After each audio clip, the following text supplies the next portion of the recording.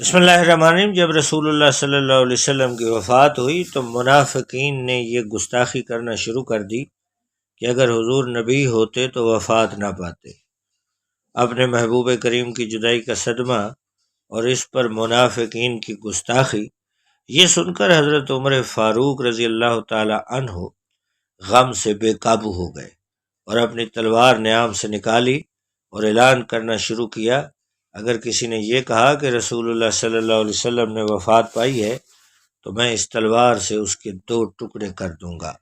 حضرت عمر کے اس اعلان کے بعد لوگ خاموش ہو گئے۔ رسول اللہ صلی اللہ علیہ وسلم کے وصال کے حوالے سے جب حضرت ابو بکر صدیق رضی اللہ تعالی عنہ کو خبر ملی تو آپ اپنے گھر میں جو سخ کے محلہ میں تھا وہاں پر تھے۔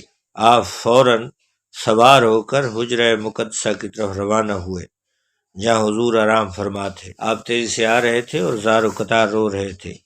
ان کی زبان سے یہ فریاد نکل رہی تھی، اے میرے محبوب آقا، میرے محبوب آقا۔ جب مسجد شریف میں پہنچے تو لوگوں کو پریشان حال دیکھا، کسی کی طرف متوجہ نہ ہوئے، کسی سے بات تک نہ کی، سیدھے ام المومنین حضرت عائشہ صدیقہ کے حجرے میں پہنچے۔ آپ صلی اللہ علیہ وسلم کے چہرے مبارک پر جو چادر ڈالی گئی تھی اس چادر کو ہٹایا اور حضور کی نورانی پیشانی پر اور حضور کے چہرے پر اپنا منہ رکھا، پھر سر اٹھا کر عرض کیا، اے ہمارے جلیل القدر نبی۔ پھر دوبارہ چادر ہٹا کر روح اقدس کو بوسہ دیا اور آنکھوں سے آنسوؤں کے دریا روانہ ہو گئے۔ پھر عرض کیا، اے میری جان سے پیارے محبوب۔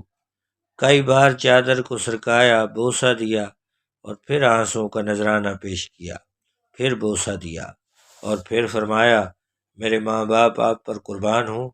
اے میرے خلیل، آپ زندگی میں بھی پاکیزہ تھے اور اب بھی پاکیزہ ہیں۔ آپ کی شان اس سے بڑی بلند ہے کہ آپ پر رونا دھونا کیا جائے۔ اگر ہمارا اختیار ہوتا تو ہم آپ پر جانیں نچھاور کر دیتے۔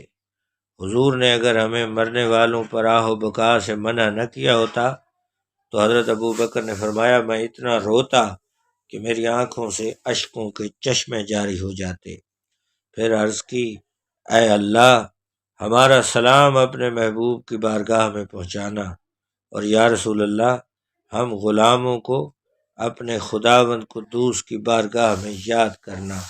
پھر حضرت صدیقہ کے حجرے سے باہر آئے، دیکھا کہ حضرت عمر رضی اللہ تعالیٰ عنہ لوگوں کے درمیان کھڑے اعلان کر رہے ہیں کہ رسول اللہ فوت نہیں ہوئے اور اس وقت تک فوت نہ ہوں گے جب تک منافقین کو قتل نہ کر دیں۔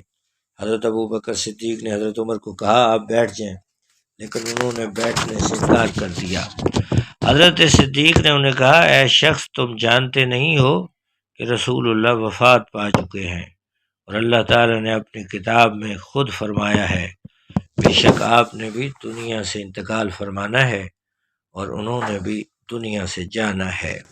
تمام لوگوں نے ان آیات کو حضرت صدیق سے سنا تو انہیں یوں محسوس ہوا گویا یہ آیات آج ہی نازل ہو رہی ہیں۔